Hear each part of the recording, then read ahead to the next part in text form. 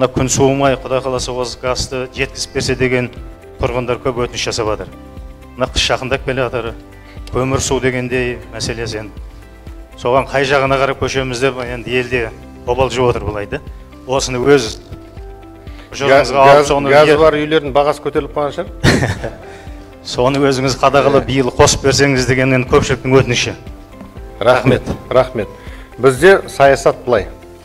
Газ мәселесі бойынша қазір іске асырылып жатқан жобалардың бәрін 100% біз жеткіземіз.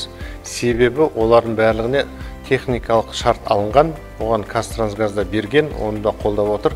Олардың бәрін біз аяқтаған жағдайда 100% қосамыз.